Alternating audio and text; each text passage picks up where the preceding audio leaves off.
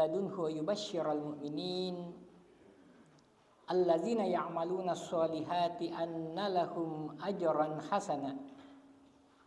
Asyhadu an la ilaha illallah wahdahu la syarikalah wa asyhadu anna Muhammadan abduhu wa rasuluh. Allahumma shalli wa sallim ala nabiyyina Muhammad wa ala alihi wa ashabihi wa man tabi'ahum bi ihsanin ila yaumiddin, amma ba'd. Faqad qala Allah ta'ala fi kitabihil karim, ya ayyuhalladzina amanu taqullaha haqqa tuqatih wa la tamutunna illa wa antum muslimun. Wa qala Rasulullah sallallahu alaihi wasallam, fa inna asdaqal hadisi kitabullah wa khairal hadi hadi Muhammadin sallallahu alaihi wasallam wa syarrul umuri muhdatsatuha wa kullu muhdatsatin bid'ah wa kullu bid'atin dhalalah wa kullu dhalalatin finnar, summa ma ba'd. Ma'asyiral muslimin, bapak-bapak serta ibu-ibu jamaah salat subuh yang sama dimuliakan oleh Allah Subhanahu wa taala. Alhamdulillah, di subuh hari yang ke-18 dalam bulan suci Ramadan ini, Allah Subhanahu wa taala masih memberikan kepada kita kesempatan. Allah Subhanahu wa taala masih memberikan kepada kita waktu untuk bisa datang bersama-sama di tempat yang penuh berkah ini, di dalam rangka kita senantiasa kemudian menghidupkan dan senantiasa kemudian melaksanakan salah satu kewajiban kita kepada Allah Subhanahu wa taala, yakni melaksanakan sholat subuh secara berjamaah. Dua buah nikmat yang Allah Subhanahu wa taala senantiasa berikan pada diri kita, namun sebahagian besar di antara umat manusia itu ternyata kemudian menyia-nyiakan, ternyata kemudian abai terhadap dua nikmat yang Allah Subhanahu wa taala berikan pada diri mereka. Yang pertama adalah an-nikmatus shihah, nikmat kesehatan, dan yang kedua adalah an-nikmatul faragh, nikmat kesempatan atau nikmat waktu luang. Maka jamaah yang sama dimuliakan oleh Allah Subhanahu wa taala, kedua nikmat ini haruslah senantiasa perlu kita perhatikan pada diri kita.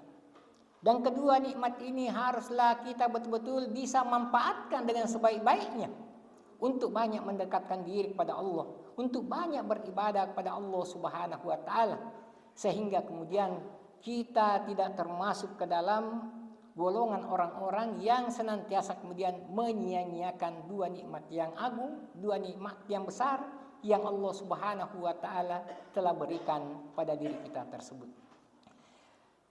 Jemaah subuh yang sama dimuliakan oleh Allah Subhanahu wa taala, materi kita pada subuh hari ini mungkin sudah sering kita dengarkan bersama dan mungkin sudah berulang-ulang. Namun tidak mengapa kemudian sebagai penyegaran dan untuk senantiasa kemudian bisa kita memotivasi diri kita untuk mengamalkan apa yang akan kita bahas pada subuh hari ini. Di dalam salah satu sabda Rasulullah sallallahu alaihi wasallam dari Abu Hurairah radhiyallahu anhu, Rasulullah sallallahu alaihi wasallam bersabda, "Man ahabba ayyubsata alaihi fi rizqihi wa an yunsa'alahu fi asarihi falyasil rahimahu." Barang siapa yang senantiasa kemudian ingin dilapangkan rezekinya, yang ingin diluaskan rezekinya, ditambahkan rezekinya oleh Allah Subhanahu wa taala, dan barang siapa yang ingin dipanjangkan umurnya, bukan saja kemudian dipanjangkan tetapi juga kemudian diberkahi oleh Allah Subhanahu wa taala, falyasir rahimahu, maka hendaklah dia senantiasa menyambung hubungan silaturahmi. Hendaklah dia senantiasa kemudian menyambung hubungan silaturahmi di antara mereka. Hadis ini diriwayatkan oleh Imam Bukhari.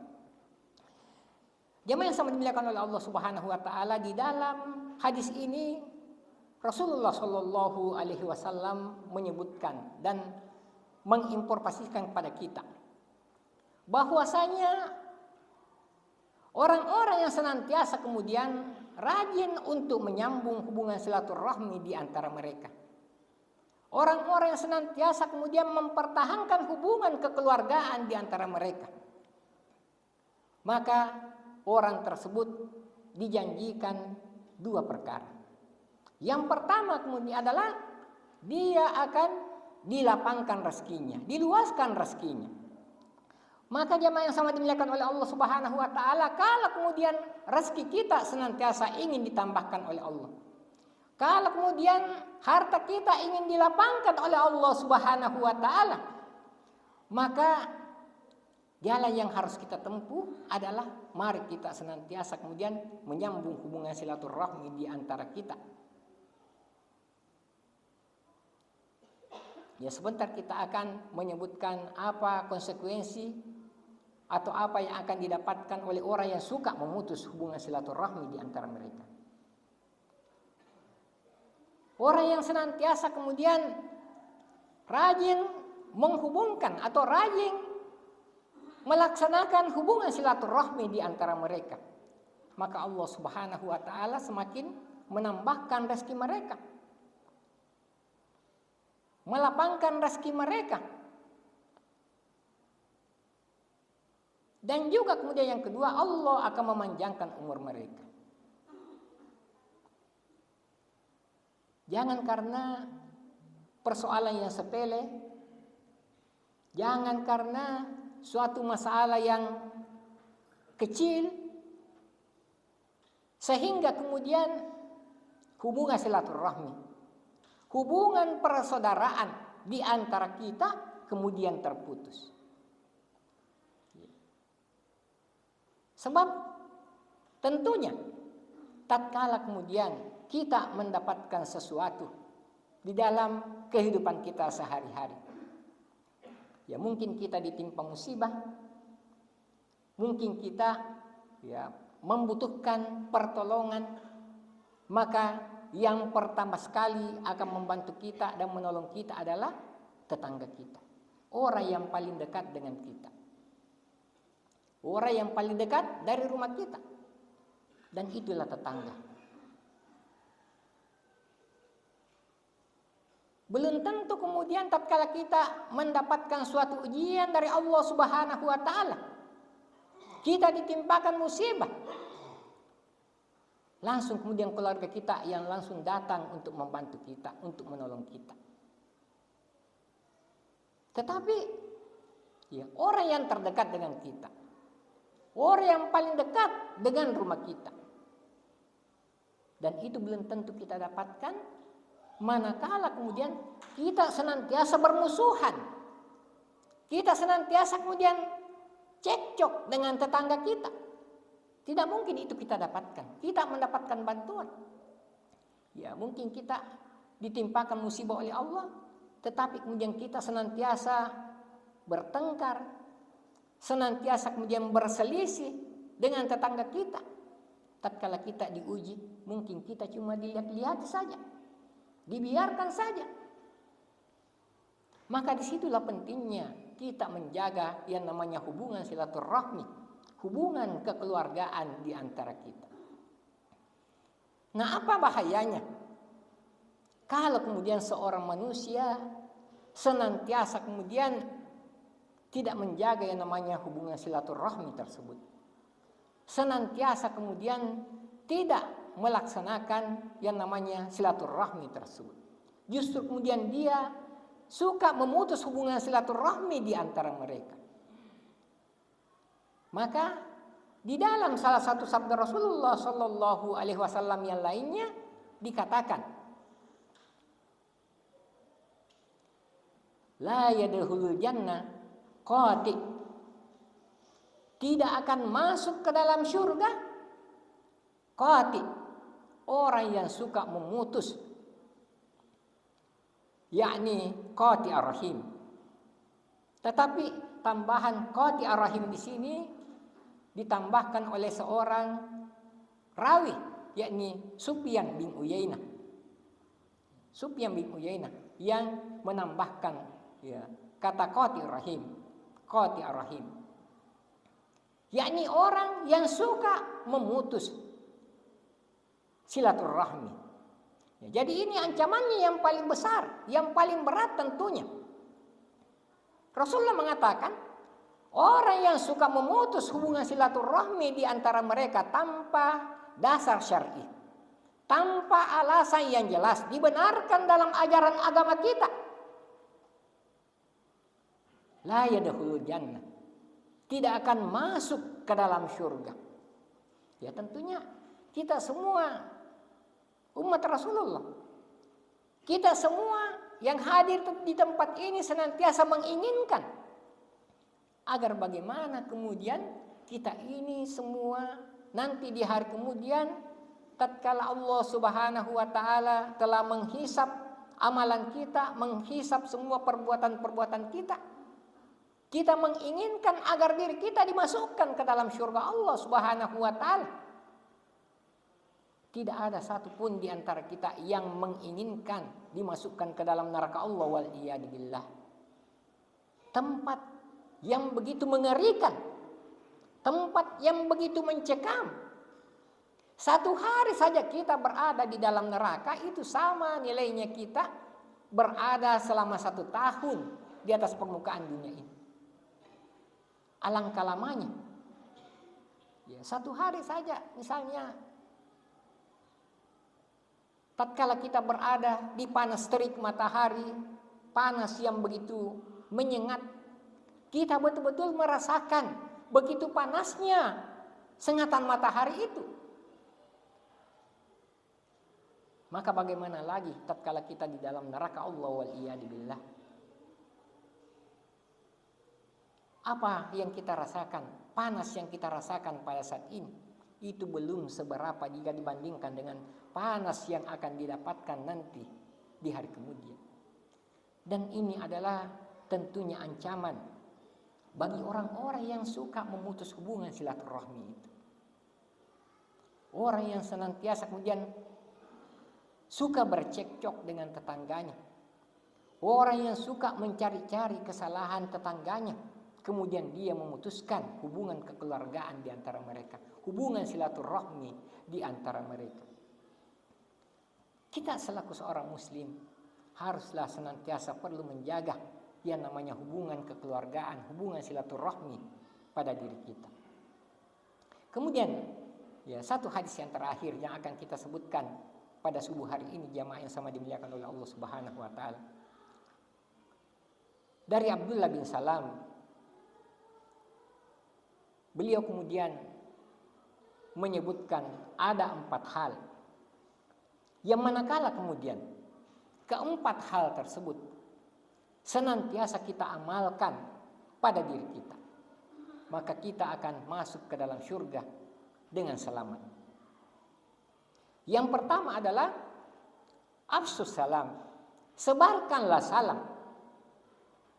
Kita selaku seorang muslim di dalam kehidupan kita sehari-hari, di dalam interaksi kita sehari-hari, tentunya kita senantiasa akan berjumpa dengan saudara-saudara kita. Apakah dia seorang muslim ataukah seorang non-muslim? Manakala kemudian kita berjumpa dengan saudara kita seorang muslim, maka sangat dianjurkan untuk senantiasa kemudian saling menyebarkan salam, mengucapkan salam di antara kita. Mengucapkan assalamualaikum warahmatullahi wabarakatuh. Ucapan keselamatan sesama kita. Seorang muslim tatkala mereka saling bertemu haruslah saling berlomba untuk mengucapkan salam ini. Jangan kemudian tatkala mereka bertemu dengan saudaranya dia tidak mengucapkan salam, atau salah seorang di antara mereka tidak mengucapkan salam. Bertemu begitu saja, tidak ada ucapan salam, tidak berjabat tangan, tidak kemudian saling menyapa dan sebagainya. Seorang muslim harus memperhatikan hal yang seperti ini. Mungkin hal yang sepele, tetapi boleh jadi kemudian ya masih banyak di antara kita belum mengamalkan. Masih banyak di antara kita yang belum melaksanakan hal yang seperti ini. Yang pertama, mari kita saling mengucapkan salam di antara kita. Kemudian yang kedua, wa at'imut ta'am. Berikanlah makanan. Ya, memberikan makanan kepada saudara kita, kepada tetangga-tetangga kita, kepada orang-orang yang membutuhkan, itu adalah sesuatu yang mulia. Bukan saja di dalam bulan suci Ramadannya seperti ini. Ya, tatkala ya hendak berbuka puasa, ya terkadang kemudian kita memberikan buka puasa kepada ya, orang yang berpuasa.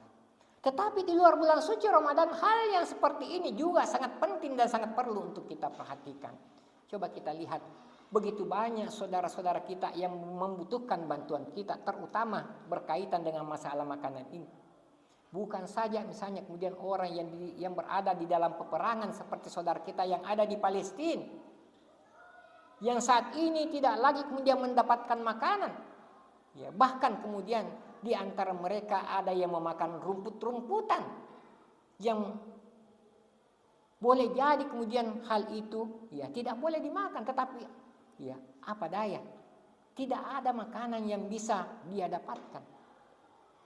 Semua bantuan yang didatangkan kepada mereka senantiasa kemudian ya dihalangi oleh ya penjajah kaum Zionis Israel. Kalaupun kemudian dia bisa mendapatkan makanan itu, terkadang kemudian dia dibombardir dengan ya rentetan tembakan senjata. Dan itu kita sudah sering perhatikan dan sering kita lihat di layar-layar televisi kita. Bagaimana kemudian penderitaan orang-orang yang ada di Palestina itu. Maka tentunya bagi kita yang memiliki kelapangan rezeki, memiliki harta, ya sepantasnya kita membantu mereka-mereka yang seperti itu. Mungkin ada tetangga kita juga yang butuh bantuan kita, ingin diberikan makanan dan sebagainya.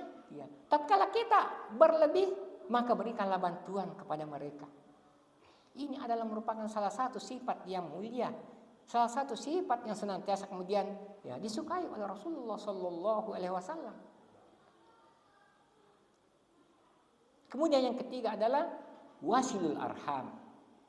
Hendaklah kita senantiasa kemudian menyambung hubungan silaturahmi di antara kita. Ya, jadi lagi-lagi menyambung hubungan silaturahmi. Jadi begitu pentingnya kemudian hubungan silaturahmi ini perlu kita perhatikan. Jangan karena masalah yang sepele. Jangan karena masalah yang ringan.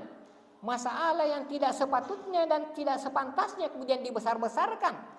Lantas kemudian kita ya membesarkan perkara itu sampai-sampai kemudian kita memutuskan hubungan persaudaraan di antara kita. Tidak boleh seorang muslim memiliki hal yang seperti ini pada dirinya. Justru dia harus senantiasa saling menyayangi, ya, saling menghormati sesama mereka. Jangan karena kekayaan yang dia miliki, dia melihat tetangganya yang miskin, dia kemudian ya tidak mau memperhatikan, tidak mau membantu. Bukan yang seperti ini yang diinginkan oleh ajaran Islam. Tetapi bagaimana kemudian seorang yang telah Allah Subhanahu wa taala berikan rezeki, seorang yang kemudian senantiasa telah diberikan kelapangan oleh Allah Subhanahu wa taala memberikan bantuan kepada saudaranya yang membutuhkannya. Kemudian yang terakhir adalah wasallu bil laili wan nasu niyam. Hendaklah kalian senantiasa kemudian melaksanakan salat malam, bangun di tengah malam untuk melaksanakan qiyamul lail. Wasallu bil laili wan nasu niyam. Tatkala kemudian mungkin sebahagian besar umat manusia sementara nyenyak dalam tidur mereka. Tatkala kita bangun untuk menghadap, untuk beribadah kepada Allah Subhanahu wa taala, kita mendekatkan diri kita melaksanakan qiyamul lail. Kita berdoa kepada Allah untuk diri kita, untuk saudara-saudara kita. Kita berdoa kepada Allah agar kemudian diri kita senantiasa diberikan kekuatan, senantiasa diberikan kesehatan, agar kemudian bisa menambah kadar ibadah kita, semakin meningkatkan ketakwaan kita kepada Allah Subhanahu wa taala.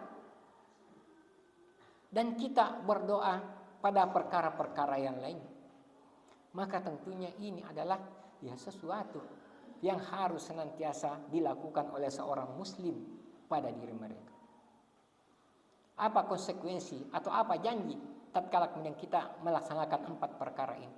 Afsus salam, menyebarkan salam, wa at'imut ta'am, kemudian kita memberikan makan, wasilul arham, kita senantiasa menyambung hubungan silaturahmi di antara kita, wasallu bil laili wan nasu niyam, kita senantiasa menjaga yang namanya qiyamul lail, salat malam tatkala manusia sementara nyenyak tidur. Maka kata di akhir hadis Rasulullah sallallahu alaihi wasallam tersebut dikatakan tadkhulul jannata bisalam, maka niscaya kalian akan masuk ke dalam surga dengan selamat. Kalian akan masuk ke dalam surga Allah Subhanahu wa taala dengan selamat. Dan ini adalah janji Rasulullah sallallahu alaihi wasallam. Maka orang-orang yang senantiasa kemudian memperhatikan keempat perkara ini, ya sudah barang tentu kemudian dia mendapatkan janji dari Rasulullah sallallahu alaihi wasallam bahwasanya mereka akan dimasukkan ke dalam surga Allah Subhanahu wa taala dalam keadaan selamat, dalam keadaan tentram, dalam keadaan damai. Jamaah subuh yang sama dimuliakan oleh Allah Subhanahu wa taala, saya kira ini beberapa nasihat singkat kita pada kesempatan ini. Mudah-mudahan kemudian bisa memotivasi diri kita, bisa senantiasa kemudian mendorong diri kita untuk betul-betul memperhatikan perkara-perkara yang telah kita sebutkan tadi. Ya, kita senantiasa menjaga hubungan silaturahmi kita. Kita senantiasa kemudian menjaga yang namanya ucapan salam, memberikan makan, dan senantiasa kemudian menjaga sholat malam kita. Mudah-mudahan Allah Subhanahu wa taala nantinya kemudian di hari kemudian menjadikan diri kita semua hamba-hamba Allah Subhanahu wa taala yang senantiasa kemudian akan mendapatkan pertolongan di sisi Allah Subhanahu wa taala. Kalau ada dalam penyampaian ini terdapat kebenaran, maka itu semua datang dari Allah Subhanahu wa taala, dan kalau ada kesalahan maka itu datang dari diri saya selaku manusia biasa. Kita tutup dengan membaca doa kafar majelis. Subhanakallahumma rabbana wa bihamdik nashhadu an la ilaha illa anta wa nastaghfiruka wa natubu ilaik. Subhana rabbika rabbil izzati amma yasifun wa salamun alal mursalin walhamdulillahi rabbil alamin wa akhiru da'wana alhamdulillahi rabbil alamin. Wassalamu alaikum warahmatullahi wabarakatuh.